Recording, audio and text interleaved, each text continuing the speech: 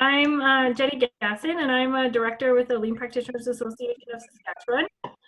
So we'd like to welcome you to our first online learning session that we've hosted. So we've been doing monthly learning sessions for kind of on and off for the last 3 years now, but this is the first one that we're doing online.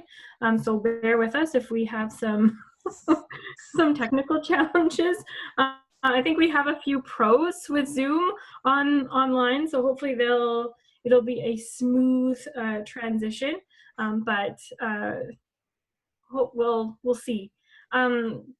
We have Stuart Bellamy and Catherine Sekundiak tonight presenting on visual workplace. And Stuart, as you may know, is the president of the Lean Practitioners Association of Saskatchewan and one of the founders of the association. And he has lots of experience in lots of different areas when it comes to lean and continuous improvement. And Catherine is from the WCB, the Workers' Compensation Board, where they're implementing a lot of really interesting things with visuals and lean there as well. So we are in for a treat from the two of them, from their two different perspectives over the next, I don't know how long your presentation is, 45 minutes-ish. The one thing, Catherine, I know you said you were going to record this. Are you recording? All right. Yes. So with that, I don't know whose housekeeping slide this is. I don't know who's going over this. Okay, so I'll hand it off to you, Catherine. Perfect. Thanks so much, Jenny, and welcome everybody to our presentation. We're really looking forward to hearing from you guys and engaging you through some participation throughout the session. And I know a lot of people are probably pretty familiar with Zoom, but I just want to get us a little bit warmed up and make sure that we understand some of the tools that are used during a Zoom meeting. So first of all is the mute and unmute yourself. While the presentation's happening, just to avoid any background noise, we ask that you keep your microphone on mute. Candice, I know you're joining us by phone, so there you can toggle on your phone *6 to mute and unmute yourself. You are muted right now. As well, if you have any, would like to speak at all during the meeting, or you have a question, you can raise your hand, clicking on the raise hand, and we'll keep an eye out for that. And when there's a good break, we'll interrupt and give you a chance to speak. Next slide, Stuart. And of course, throughout the presentation, we'd love to hear comments or questions. Periodically, we'll pause and just see if there's any questions in the chat window. So if you click on the chat button at the bottom of the screen, it'll bring up a chat window. You can chat to everyone, or you can chat to a particular person who's participating in the Zoom call today. Next. And of course, video. There is a video button on the bottom of your toolbar there that you can turn your video on and off. We are recording. This will be shared afterwards with participants who weren't able to make it here tonight. So if you have concerns with that, please keep your video off. Also, if we have any connection issues, we may have to shut off our videos just to decrease the bandwidth. So just a heads up about that. Okay, next. I just have a question. I know I had this at one point. Where is the raise your hand? I can't find it anywhere. As co-host Jenny, you don't have it anymore. Okay, that's what I was like, I know I've seen it before. Why can't I find it anywhere? Okay. So if you click on the participants window at the bottom, it'll bring up a list, and there'll be some controls there that the participants will be able to see. Okay. Okay. Awesome. Well, good evening, everyone. We'll get started with the learning session proper. So just to let folks know, we have planned a couple of interactive breakout sessions through the presentation, and Catherine is going to handle how you break out into groups. And we're suggesting that perhaps you might find a couple of 3 or 4 pieces of plain letter size paper and a few colored pens or markers that would help you to get involved or be involved with those sessions. So any questions before we start? Maybe we'll just give everyone a few minutes to grab some paper or pens if they don't.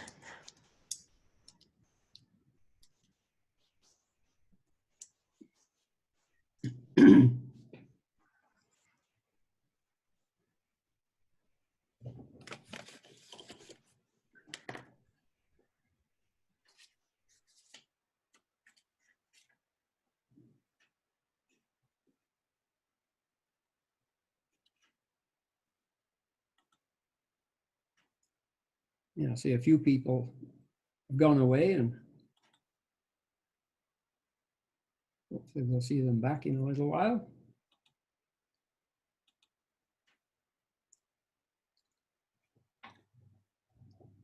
Okay, so here's our agenda for the evening. So as we know, we live in a very visual world. We're going to talk a little bit about that. We're going to talk about visual management, which is what is most often thought of as the visual workplace. But then we'll go into details about what a visual workplace is in addition to visual management. And then we're going to talk about workplace visuality. We'll get into that quite soon. So here are some signs that I figured are some as the slide says, some are essential, some are helpful, some are humorous, and obviously the one right in the middle is pointless. And tells you that, which is, it's good when people make it clear what they're trying to achieve. So when we get out into the world, we see lots of examples of where visuals are used. How often do we see this? Why do you think it is that people feel the need to put their name on tools and equipment that they don't actually own? It's usually their employer that purchased it. So why do they feel they need to put their name on it? And I think the answer is because it keeps going missing. And when they need one, it's not there. So that's one reason that workplace visuals are quite important. Another one, as we see here in the car dealership, is when people are looking after customer needs, this kind of signage is very important. So the people who are going to work on that car know which are the cars that we should be concentrating on first, right? It's very simple, right? No one needs to talk to anyone. You don't need to send a report. You don't need to, phone someone. Just put the sign right on the roof of the vehicle. The beer kegs here, the different colors indicate what type of beer or what kind of beverage is actually in the keg, right? And that doesn't mean much to us, but the people who run the pub or brew the beer, it's very important for them. Then another area, this is something that we take for granted so much. This is my car, and I stopped counting when I got to 150 visual devices. So this is not just the dash, where obviously there's a myriad of indicators, but also on the doors, your controls for your windows, the door locks. On one door, the driver's door of my car, there's a button on there for unlocking the gas cap. There's one for opening the trunk. And then in the trunk, you almost need to get inside to see the visual, but there's actually a yellow little pull strap inside there. So if you lock a child or your significant other in the trunk, they can get out quite easily. So again, a car is something where we see lots of visuals, but we take them for granted because we've grown accustomed to them. So where do you think this is? Where would you see that visual? Like an airplane? That'd be at an airport. Exactly, yeah. So this is the indication of the aircraft, so that the ground crew can tell, you know, we've all seen, or perhaps most of us will have seen, the person flagging the airplane into the gate, and he tells the plane when to stop. And this is what he's looking for, is when does the front wheel get to this line, so that the aircraft lines up with the gate, so they don't have to spend 20 minutes moving the gate around trying to match it up with the door. And again, the rest of the tarmac, there's indications on the ground for all the other equipment that needs to go on. We've got to put more fuel in. We need more food to be taken out, the garbage to be taken out. We need to, do all of those, load baggage and so on. So where do those pieces of equipment, where are they stationed to make it easy for that work to happen? And then when we get off the plane, or when we turn up at the airport, it really doesn't matter these days what country you're in. Most of the graphics that we see, the pictograms, are universal. So here we've got, you know, German, Spanish, I think, and English. But most people wouldn't even bother reading those, right? You can see from the pictograms where you need to go to, where your gate is, where gates B, C, and D are, where security is, where the parking lot is, where you can get a bus or a cab or a train. Visuals are around us everywhere. And obviously, on our streets, the picture in the top left here is the taxi rank at a Japanese hotel. They don't have the parking on the street for the cabs, but they have slots in there. And as you can see, they're numbered from 1 to 10. And, you know, then they get called to the hotel by whoever's finding cabs for customers at the hotel. So again, the kinds of devices that we see all the time in daily life, and we just take them for granted. Here's an example of something that we take for granted, particularly in Saskatchewan in the wintertime. How orderly is the parking at the mall after our first snow? It looks like a demolition derby in a lot of cases, right? Because nobody can see where the lines are. So it's whoever pulls up first is the one who determines where the line's going to start. And, you know, then some people do remember where it is. So it's a mishmash because the visual indicators are not there anymore. They've disappeared under the snow. Here's a really interesting one. I took this picture 2 or 3 years ago at Costco. Why is it, do you think, that these folks would line up between painted lines on the floor? Why would they do that? Typically, you would think, well, we've got to have a barrier there. We've got to at least have the bank markers, you know, the bank barriers to keep us in line.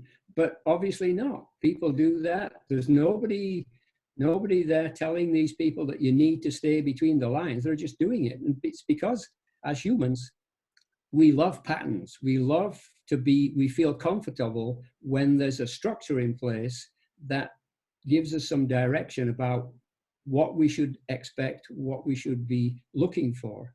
And we don't have to think too much about it.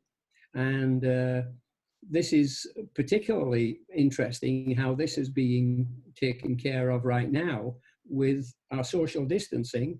You know, at the pharmacy counter here, people are being asked to stay 6 feet apart, but there's no employee at the store telling people what those lines are for. People figure it out for themselves, and typically will follow the direction. And then obviously some other ways that people are finding to in this case, it looks like even grab a coffee and find a seat to sit down and stay separate from the people around them. Here's a really interesting way of using visual devices. I have a rental property that I rent to some folks that were referred to me through the Open Door Society.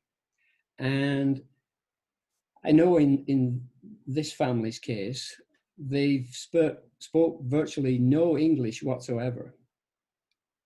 So, and that's the case for so many people who are receiving help from the Open Door Society. So instead of these people walking around trying to find an office, especially when they can't even ask the question.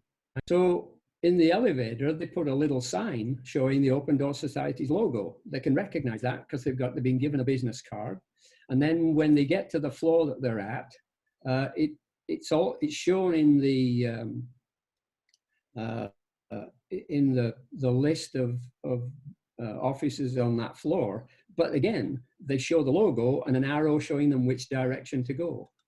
And then finally, they put a sign on not the door that they're going to go through, but they put a sign on the door adjacent to the door they're going to go through. And guess what? It's an open door. So again, visuals are not just for a workplace or for parking.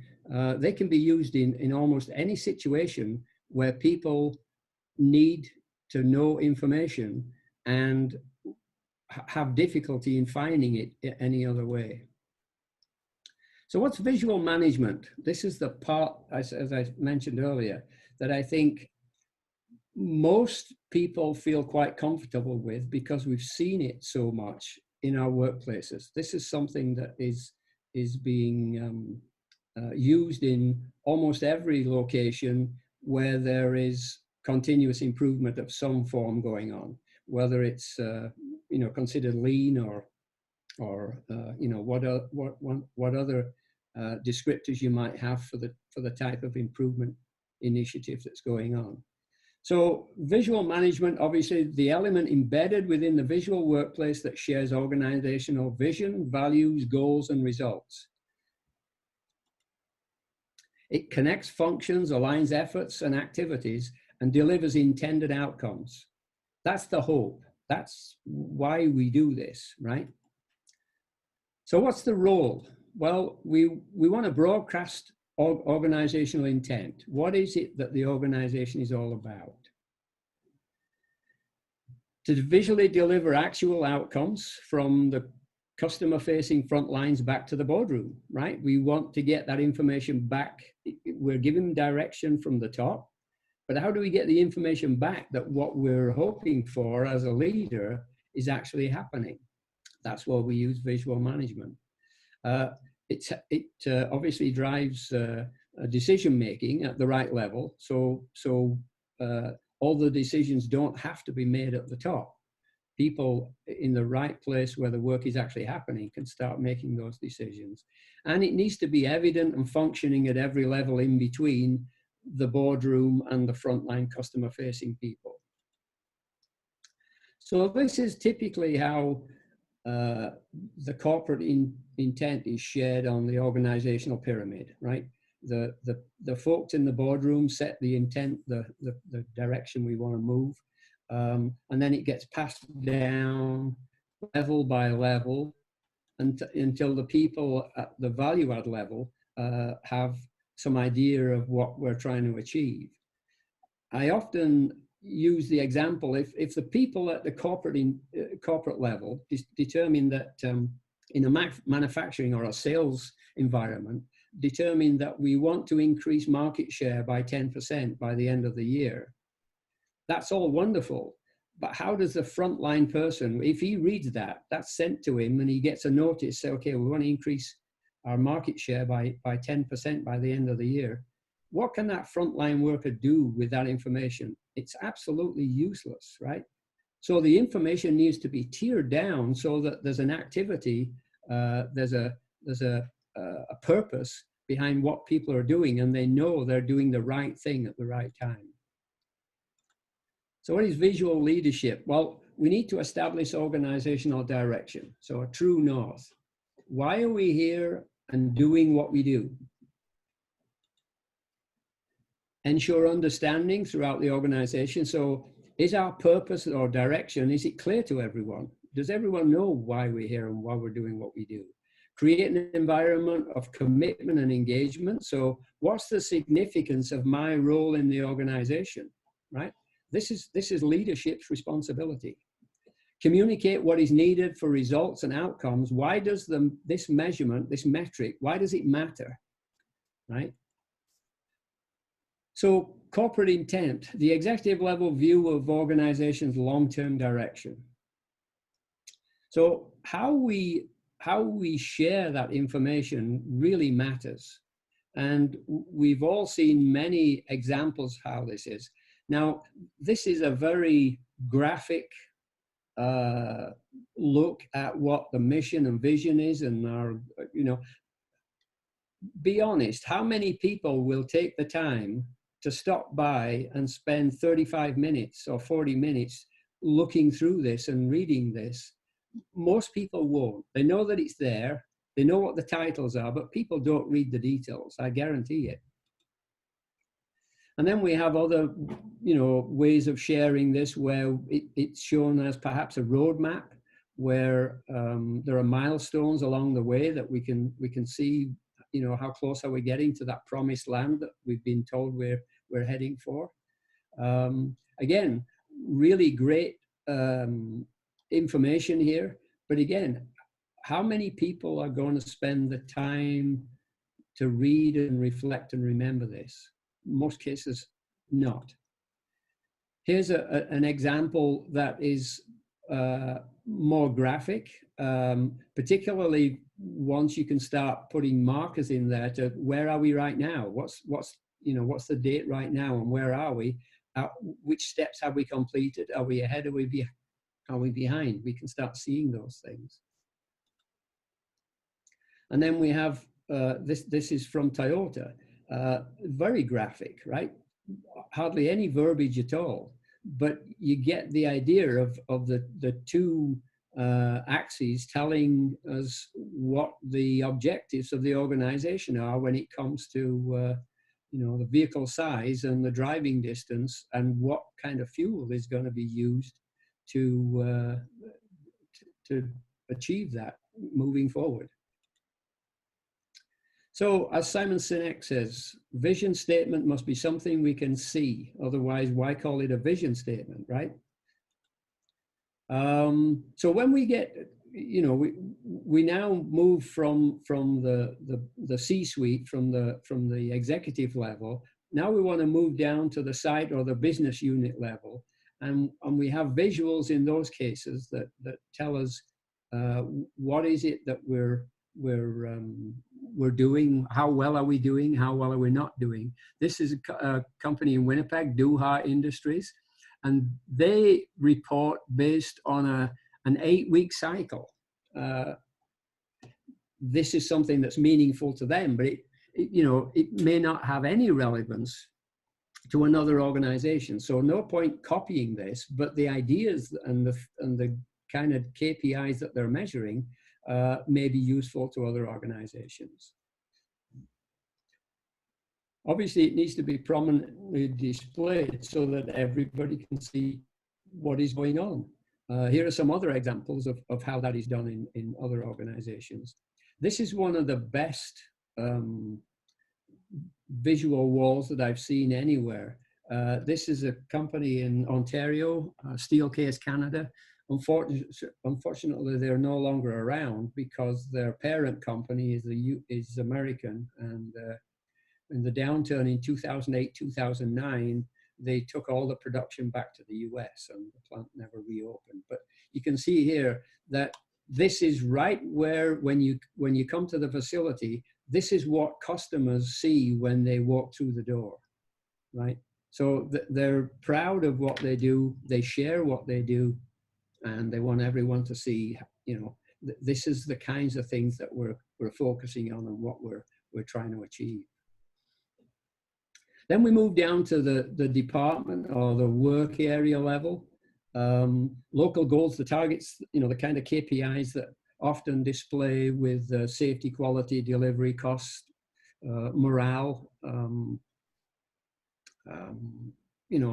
people use different acronyms slightly, but the basic KPIs are all typically around those kinds of functions. Here's an example from a location I was involved with, continuous improvement. And this was in a machine shop. And we had, this machine shop made components for the rest of the organization. So they typically didn't supply to outside customers, but supplied components that went into other parts of the production process. And when we were asked to look at this, the on-time delivery average was around 64, 65%, which obviously there was an issue, right? Needed to be worked on. So we started posting that metric, 64, 65% on time. And we've been doing that for a couple of weeks. And one of the operators pulled me to one side one day and he said, this information is not true. And I said, well, what makes you say that? And he said, well, look around. He said, this is my work cell here. He said, I don't have any work that's waiting to go anywhere. I'm waiting for work to come here. And he said, if you look around the rest of the machine shop, you'll see a similar situation. So we went back as a management team and started looking at, maybe he's right. So we started looking, and you can see here, we had several criteria, 8 or 9 different criteria for what we thought would be causing late deliveries. And when we finally reviewed this, we realized that there were only 2 reasons that a machinist could make a delivery late. Personal absenteeism, a person's sick or just doesn't turn up for work, or they make a defect. And those 2 defects categories were almost non-existent. So we started measuring 2 sets of numbers, one when management had control. So if the material didn't turn up, or it was the wrong material, or the drawing was incorrect, or a whole host of other information that management had control over. This is after about a month or so of working at with these problems. You can see that when management's has control, we're 80% on time. When the machinists have control, we're 97% on time. So it shifted the focus now of what you typically think when parts are not getting delivered on time. It's those damn machinists who are not doing their jobs the way they should. And of course, when you start looking at it more deeply, so how you share the information is important, and how you measure it, and track that is it accurate and meaningful information. And then of course, other areas where we use huddle boards and so on to share that safety, quality, delivery, costs, morale type of information. And then we want to look at the actual workstation level. This is on a desk, at a bench, a machine, and at the bedside, right? These are the kinds of information that's happening day to day, minute by minute.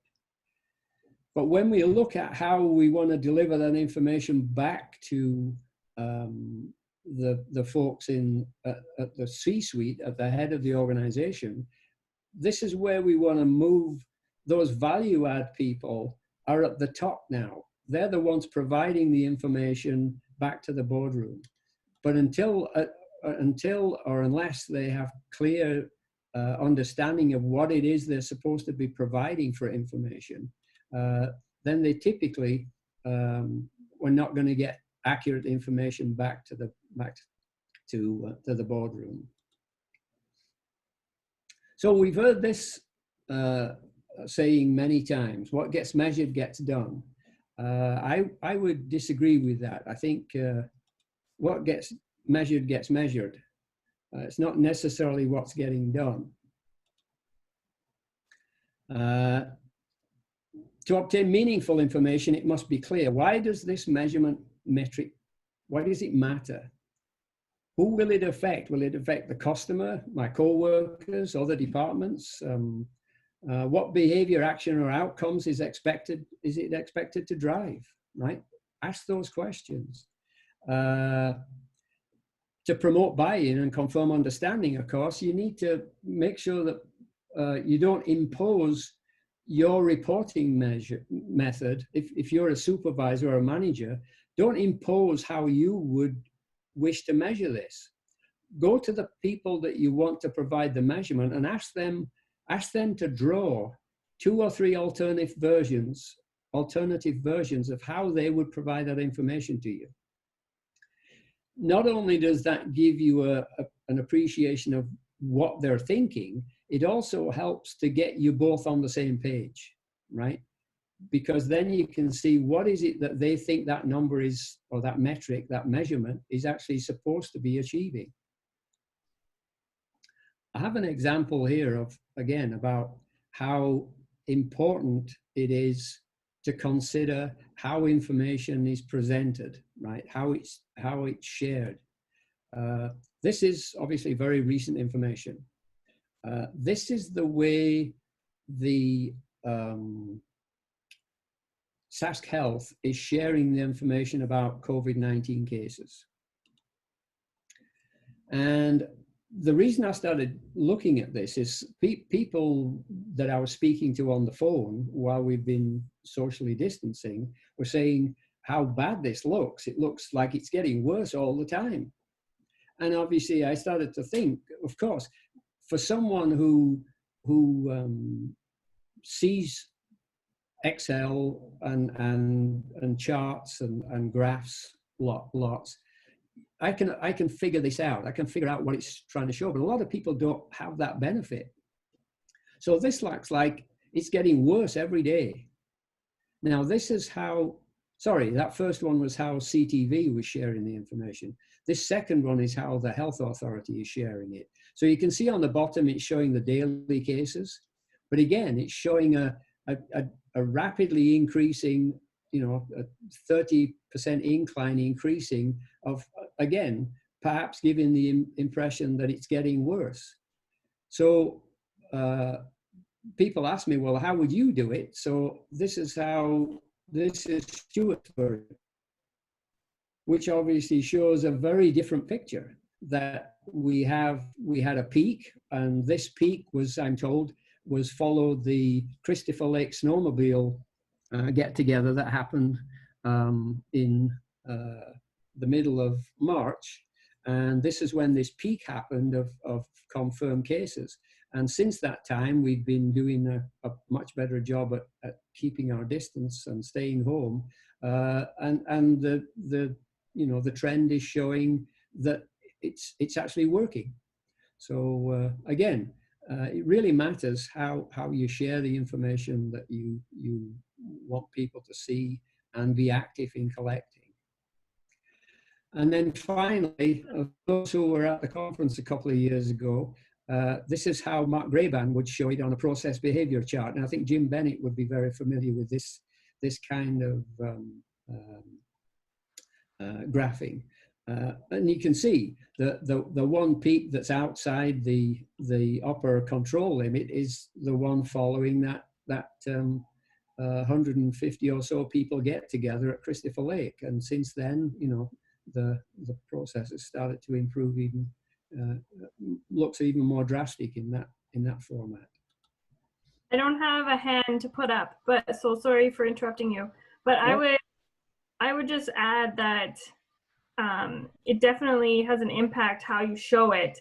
But I'd be curious to know if those first 2 graphs are on purpose so that people think, because like you might see your version, Stuart, and be like, oh, things are looking so much better. I guess I can just go out and do whatever I want now.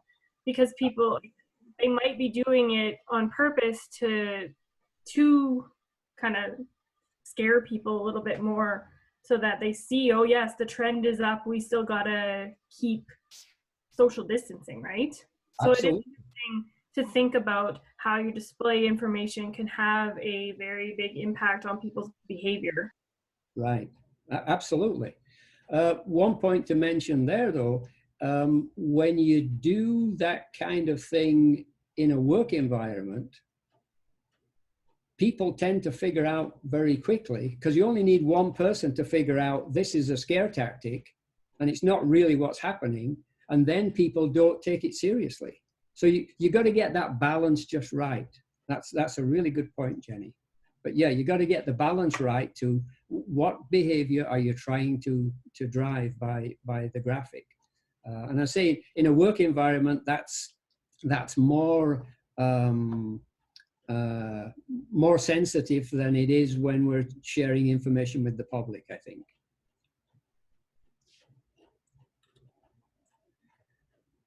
So what visual management is not. Visual management alone can't deliver long-term results, right? A lot of other things need to be going on, right? It's not just collecting numbers that makes our organization move forward. It's only one element within a fully integrated visual workplace structure and continuous improvement structure. So what is a visual workplace? We've seen this before. Any of you folks who attended Trish Livingston's presentation earlier in the year about A3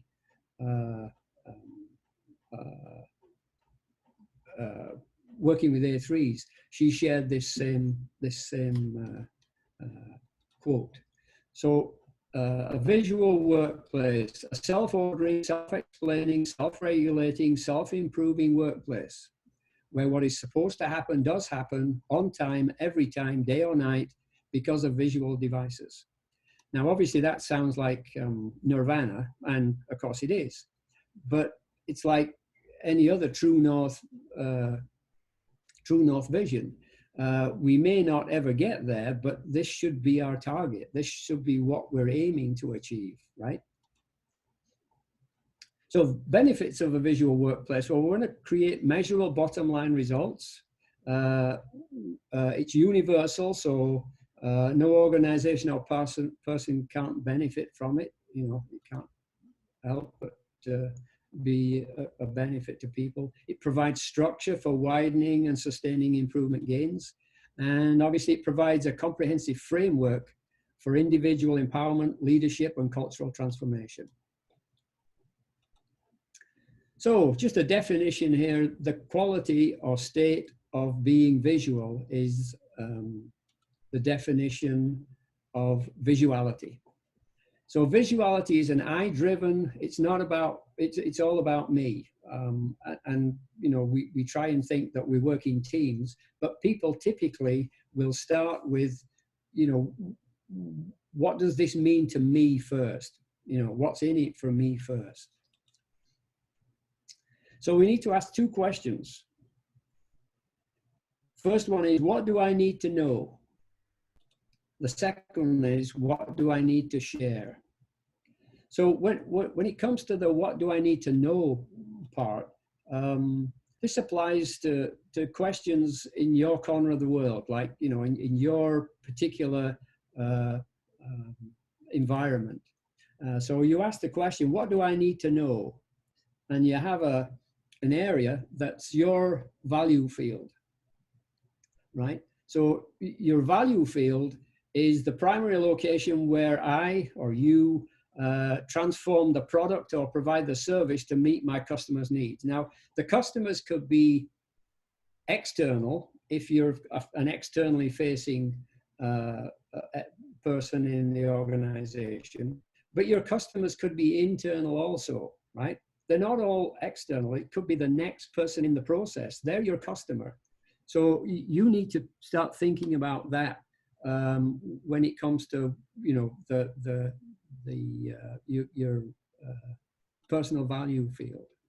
And it can be a desk, it can be a workbench, it can be a cubicle, it can be a service bay, and of course it can be an operating room. They're all value fields. This is where you actually most often providing the value to your customer.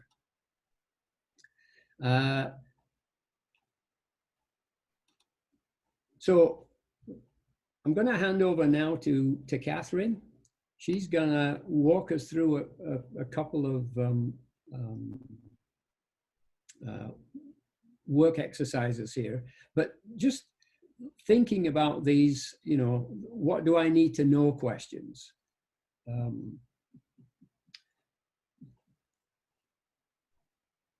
So I'll hand over to you, Catherine. Perfect.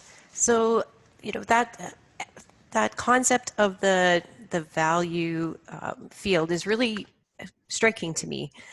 Because often we don't think about that. What are some of the questions that I need to know? Whether I'm in healthcare or administrative or in manufacturing, there's always something that I need to know to be able to work better, safer, and just more timely. So that to me is a really important concept. So today, what we're going to do is going to encourage you guys to ask yourselves those questions. So Stuart, if you can go to the next slide.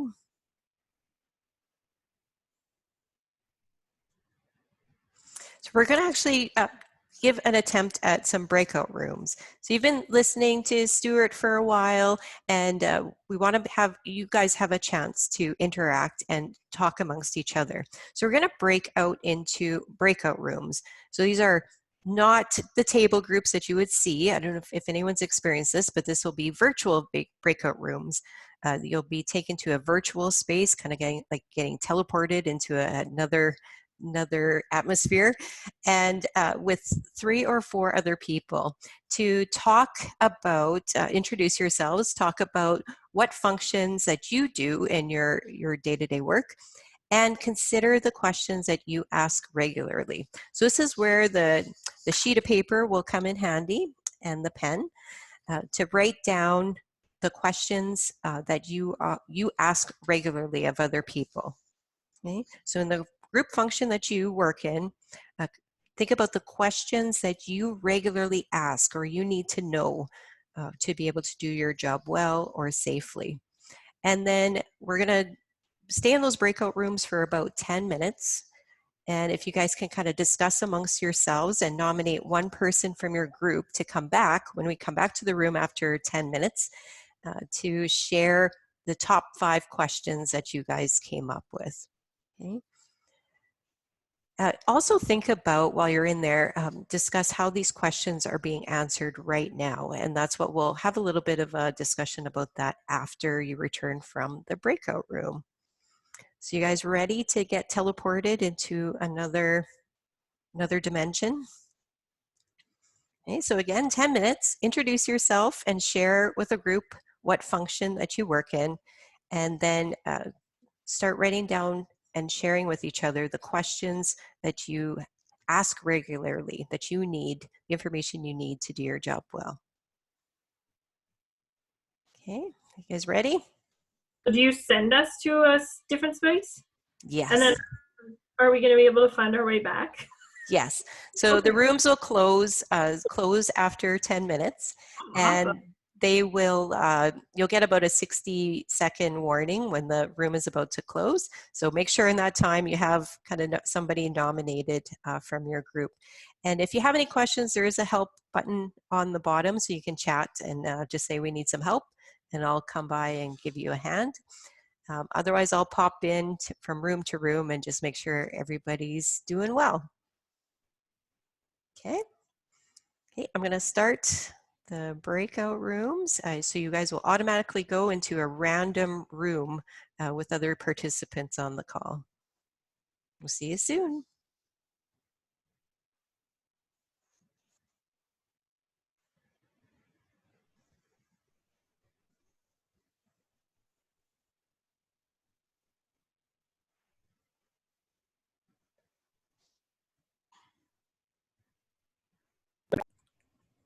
I will.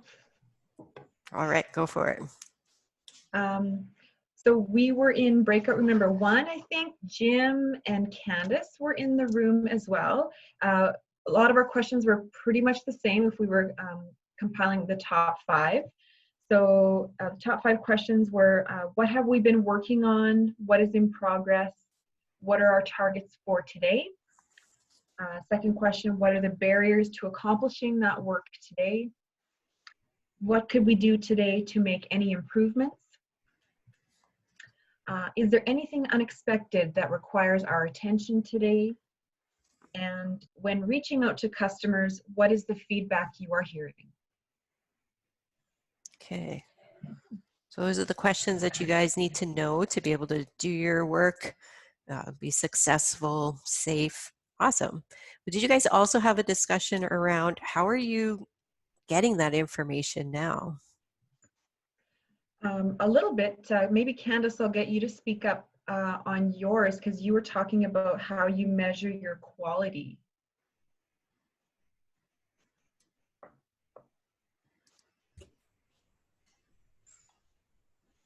Oh, you're muted, Candace. I'm just going to unmute you. Nope. Oh, go ahead, Candace, see if that works.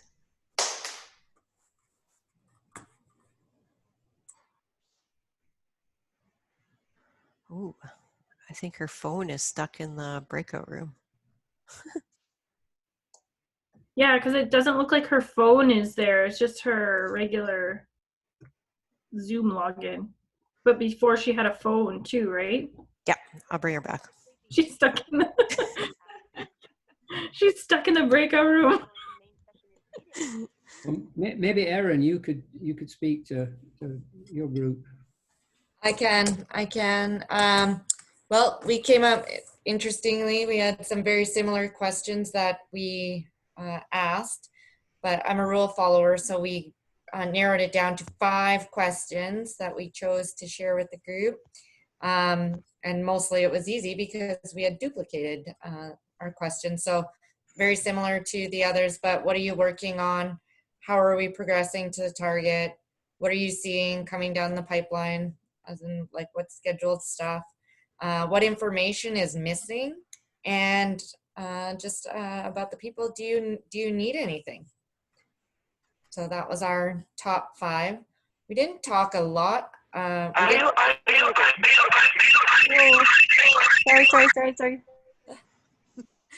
That was not So then we didn't talk specifically about how to get the information, but we did briefly talk. It came up through the conversation that it was through one-on-one status exchanges and conversations with the people. So that kind of communication.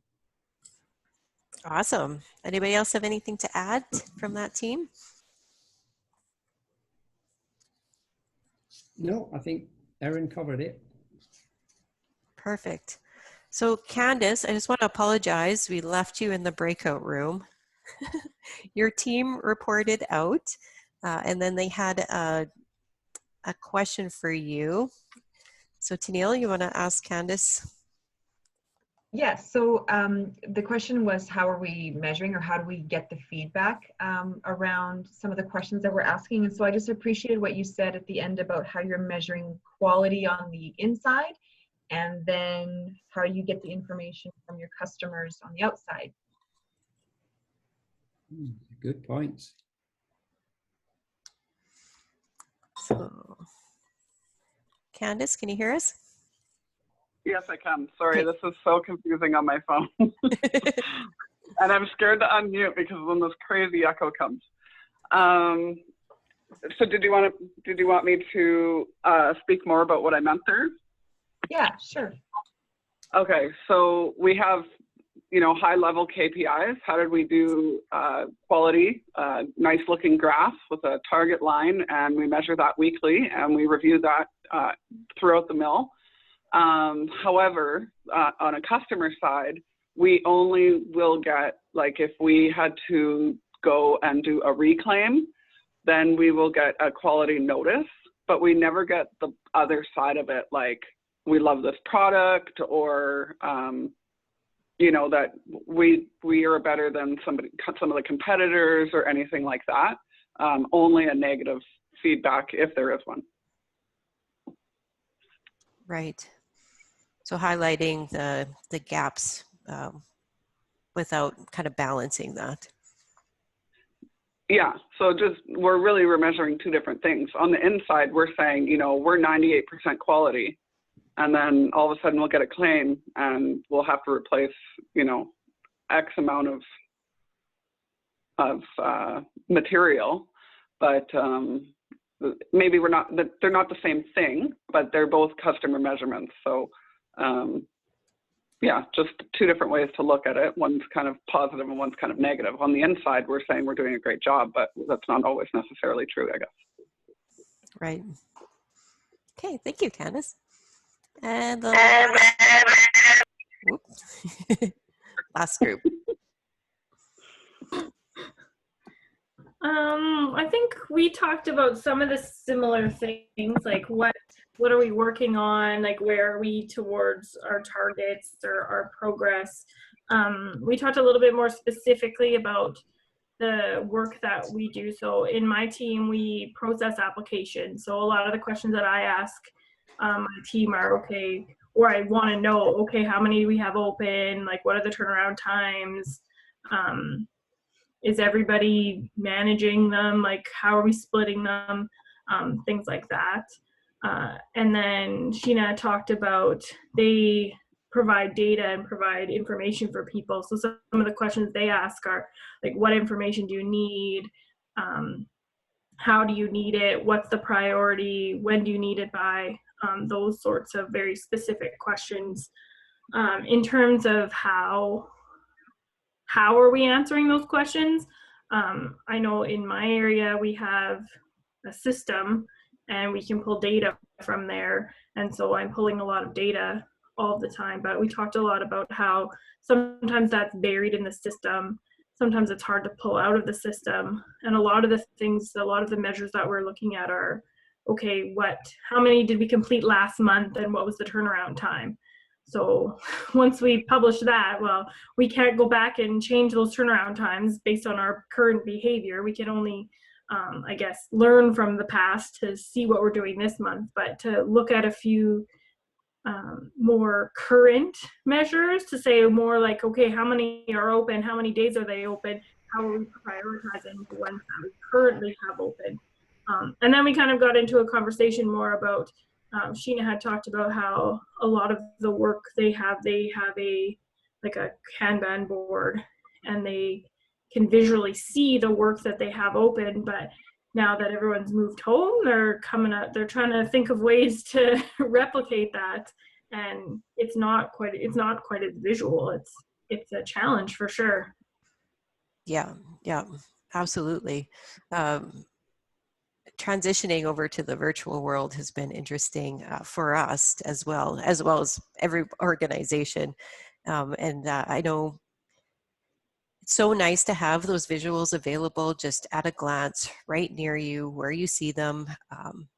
But now, as we're in this virtual place, we have a different field of vision, basically. You know, we are kind of in the computer a little bit more. So how do you take meaningful data and make clear pictures to action and do something, or, you know, find the missing information or find the missing gaps? So all good points, you guys. Great. So Stuart, I think you're going to move along to kind of that next question. Yes. So now we want to look at, you know, we've looked at the what do I need to know. Now we'll want to look at what do I need to share, the second question. So outside of our value field, what is it that people are asking me about? What do I need to share with other people so that they are not interrupting me? And how do we make that into a system where there's interconnectivity between groups of people so that everyone is getting the information that they need? Stuart, do you want to share your screen? Oh, sorry, I can see it perfectly.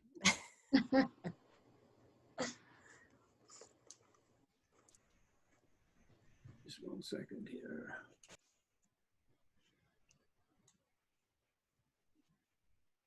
Where I'm lost.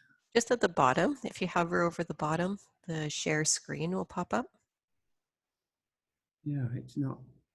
It's not Go happening. back, maybe end your presentation.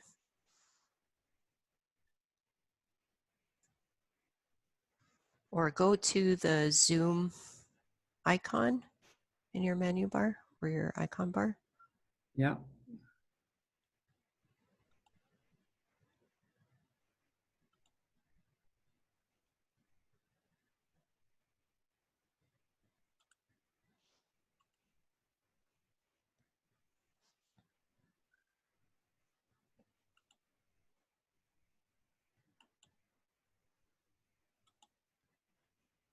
All I can see now is you, Catherine. Okay, so now hit at the bottom. Can you see share screen? No, I'm not getting the pop-up there at all.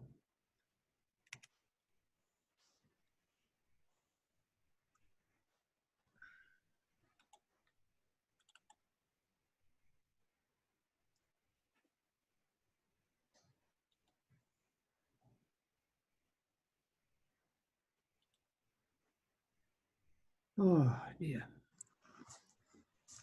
It's okay. This is all new to us, so we're all learning together. Been pretty good so far, I think. Like we haven't had too many technology problems, so that's good.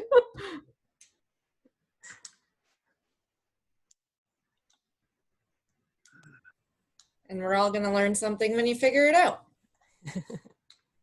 A new Zoom trick. If you don't have the pop-up, can you do Alt-S? It suggests that you can use that shortcut.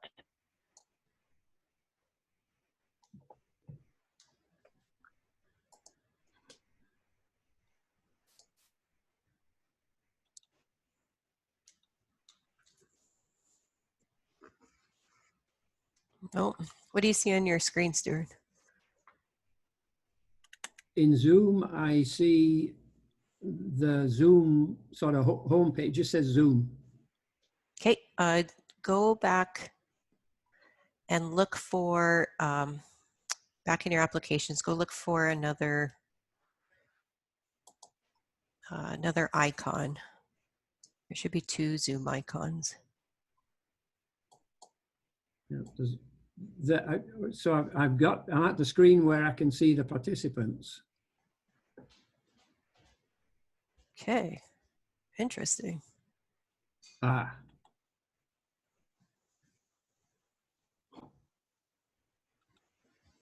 There we go. Well, there you go. Finally. Okay. Yay, good job, Stuart. So as we said, we've answered the first question, or thought about the first question. So now, outside of our value field, we want to start looking at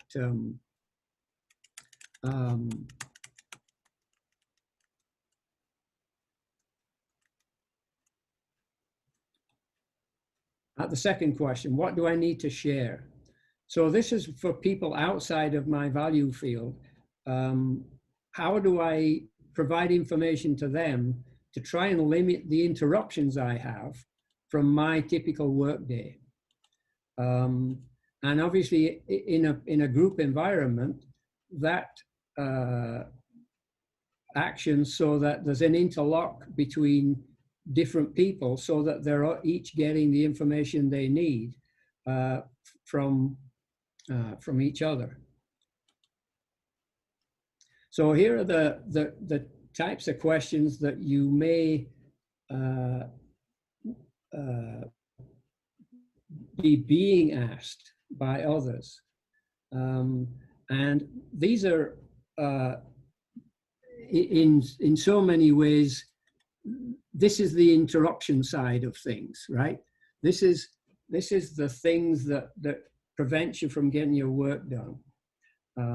So as you can see here, and it depends who it is that's asking the question. As in administrative, your supervisor might say, remind me again, what day are you off next week? Or a co-worker's asking, when will the copy be fixed? These seem like incidental, inconsequential types of questions, but consider that when these questions happen, it breaks you off from where you may have been working in a zone. You have full focus on something that you're doing and you're really motoring along. And then somebody comes in and says, where do I get staples from? Like a new employee turned up and they wonder, where do I get staples? Or where can I find a pen? Or, you know, in healthcare, is Beth still off sick today, right? All those kinds of questions interrupt workflow. So we were going to have you break out and start drawing how you would provide visuals for that. But I think we're sort of running a little bit past our time. So unfortunately, we won't have time to do this little breakout session. But I'd suggest that you may want to do this on your own afterwards. As we said, you'll be able to review this presentation later. So I'd suggest that you do come back and think about a question that you get asked constantly, that's an interruption. You know, consider what's a visual way that you would provide that information to someone else so that you don't have the interruptions. So here is, maybe have Catherine explain, this is how their folks are using their system right now, working distantly from each other. Yeah, so Gina kind of mentioned this about a Kanban board. Everybody focused on the tasks that they have to do today. What are they working on? What have they completed? And in our workplace, we would have a visual board with sticky notes where we would put up and be able to indicate when we needed some support. So in the virtual world, we started to replicate some of our daily management tools. One, because we are the department that helps the rest of the organization develop their management tools, daily management tools. And so we're practicing ourselves with our teams so that we could share with other teams while they're working remote so they can stay connected. So this is just one example of how we've you know, had a way to communicate with each other. What is everybody working on, who can help or who needs help each and every day. And then my director, Erin, who's also on this call, doesn't need to ask all the time, what are you keeping yourself busy with today? She can go in and see visually what my priorities are for the day. So I've kind of replicated that for myself back at home. So Stu, if you want to go to the next slide, I still like my sticky notes, and I can't put sticky notes on my computer. Well, I can all over my computer, but you guys won't see them. So I've started doing the same thing at home, and also doing some tracking to make sure that I'm safe and I'm healthy. And you might be surprised, I do need to remind myself to stop and eat lunch sometimes, because kind of get distracted in your virtual space. The next slide is another example of a daily management tool that we've been using. It's called a process observation board, where we are kind of checking to make sure that we're still following the standards that have been expected, and to see if there's any adjustments that had to be made. So we've replicated, on the left is the board that was in the office, as a standard visual board that we use to kind of see how the checks are going, if they're getting done and how they're going. So if the person is within, or whatever we're checking or observing is that falls within standard, it's green. If it's not, it's red. And then that's where we get some improvement opportunities. So we've been doing that, replicating that virtually, electronically as well, and keeping track of our observations each and every day, and then putting the results into a Pareto chart so we can see how things are going. And unfortunately, we're all green. And I say unfortunately because we need to push ourselves a little bit better. But we weren't sure when we moved if our work would still be the same. So we were monitoring for a while. So I can assure you that I've changed the cards now to be a little bit harder to pass based on some of the observations. So we should see some red next week where there's some opportunities for us to make some improvements. Yeah, so as we say in Lean, right? No problem is a big problem. Yeah. So this may seem humorous, but it's very factual. When you consider your workday and the time and effort that it takes to answer questions, right? It's not unimportant. And if you consider it this way, that if each time you get interrupted, I was reading a study by Gloria Mark with the University of California, Irvine, and she calculated that it takes approximately 23 minutes after a distraction to get back to that full focus you were in before you were interrupted. But even if it only took 5 minutes, as the slide here shows, 5 minutes an hour calculates out to be 19.6 days per year. So that's virtually a working month. And I did this calculation many years ago, trying to explain to senior leaders that the progress that we would make to making improvements and more productivity and more of all the things that we wanted would be made by making small steps, not great big $25,000, $35,000, $40,000 improvements in one fell swoop. It's the little improvements that add up to make the difference. And this calculation, 5 minutes an hour, 8-hour day, 40-hour week, and I think I used 47 weeks because I took out the stat holidays and vacation time. So for 12 people, that's over 1,800, almost 1,900 hours a year.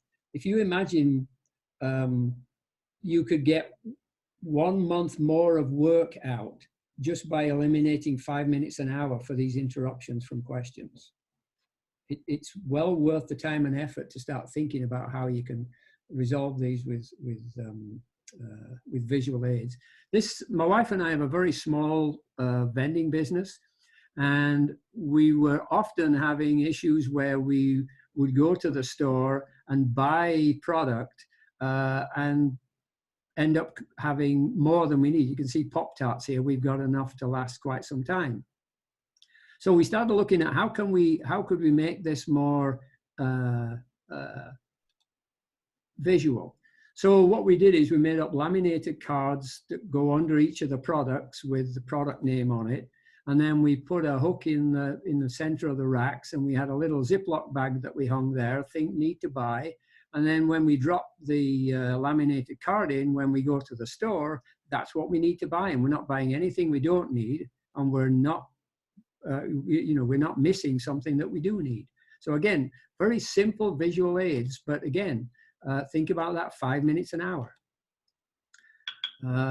Again, with the visual workplace, we've seen lots of these.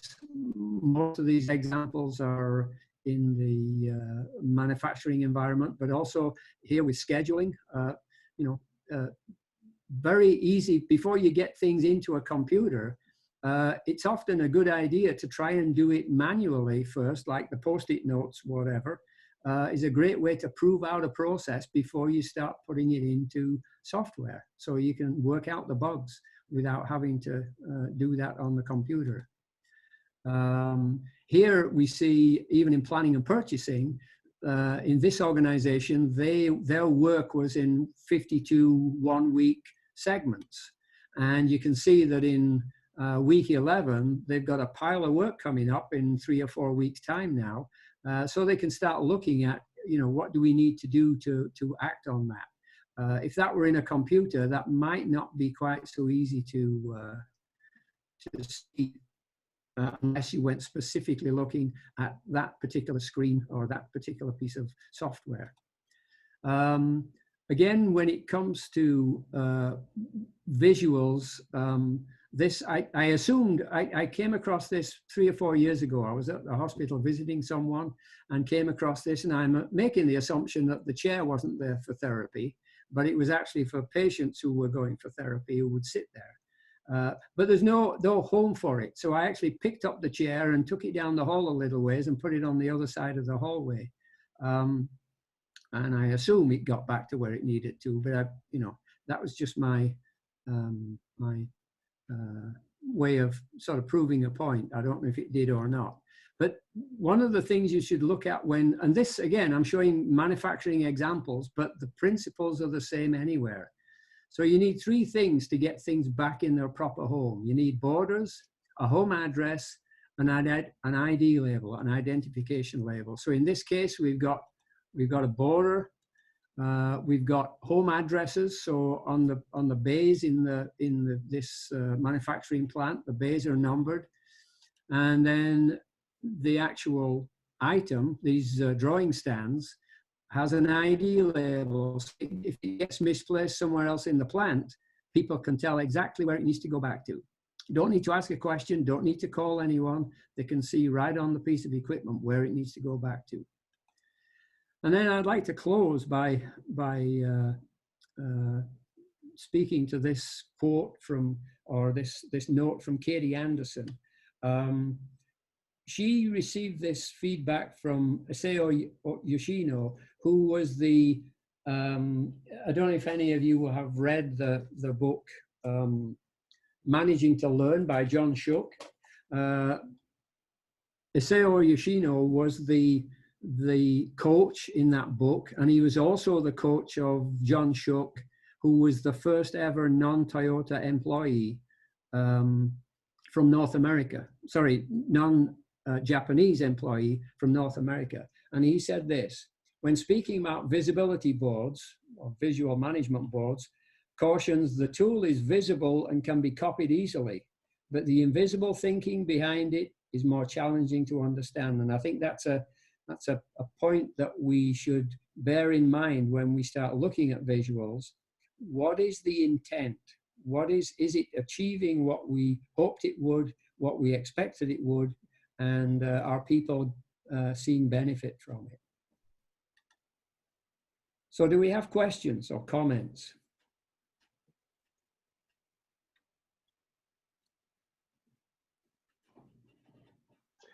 I do have one comment that speaks a little bit to the last slide, Stuart, because we lived it recently at the school board. When we moved over to, in my department, working aggressively around lean thinking and adopting agile processes, we started out, of course, with visual boards.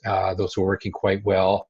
But with the distributed teams across different buildings, we found we needed to move to digital board environments. So we purchased one and loaded all of our backlog items for all the teams into it.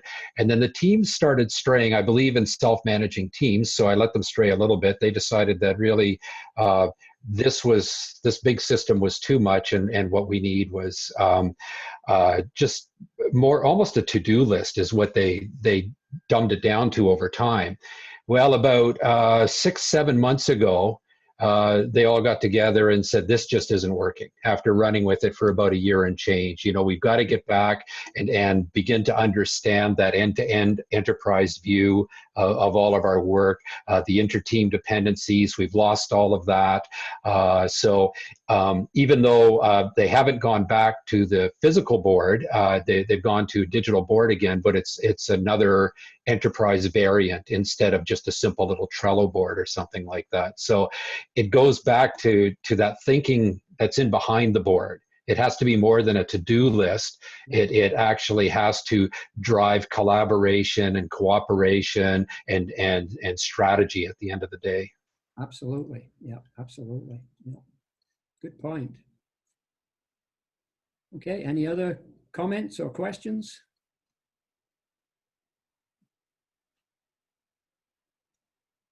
Okay, well, thanks folks for participating. Apologies for the hiccup in the middle there. That's all on me. My inexperience with using this tool. I would say it will never happen again, but I can't guarantee that either. But we'll keep trying this. We'll look forward to your feedback. If you'd like to add comments and send us some feedback on what you've seen and heard and experienced today, that would be really advantageous for us. So thank you very much.